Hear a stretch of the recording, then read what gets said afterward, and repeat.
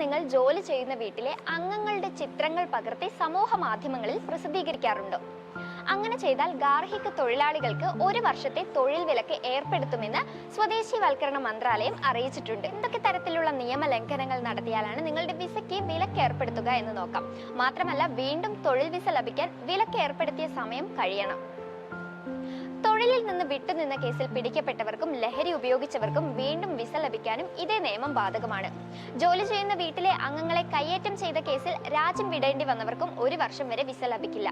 സമൂഹ മാധ്യമങ്ങൾക്ക് പുറമെ പരമ്പരാഗത മാധ്യമങ്ങളിൽ ചിത്രങ്ങളും വീഡിയോ ക്ലിപ്പുകളും പ്രസിദ്ധീകരിച്ചാലും തൊഴിൽ വിസയ്ക്ക് വിലക്കുണ്ടാകും.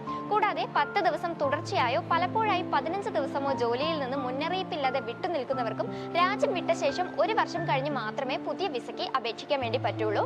ഇവർ രാജ്യം വിട്ട ദിവസം മുതലാണ് 1 വർഷം കണക്കാക്കാൻ വേണ്ടി പറ്റുക. ജോലിയിൽ നിന്ന് 10 ദിവസം വിട്ടു നിന്നിട്ടില്ലെന്ന രേഖ ഹാജരാക്കിയാൽ ഗാർഹിക തൊഴിലാളിക്ക് വിസ ലഭിക്കുന്നതായിരിക്കും. അപ്പോൾ ഗാർഹിക തൊഴിൽ ചെയ്യുന്നവരോ ചെയ്യാൻ ഉദ്ദേശിക്കുന്നവർക്കോ ഈ വീഡിയോ ഹെൽപ്ഫുൾ ആകുമെന്ന് വിചാരിക്കുന്നു. സോ ഇതുപോലുള്ള ഇൻഫോർമേറ്റീവ് വീഡിയോസിനായി ഹൈലൈറ്റ് മീഡിയ പേജ് ഫോളോ ചെയ്യുക.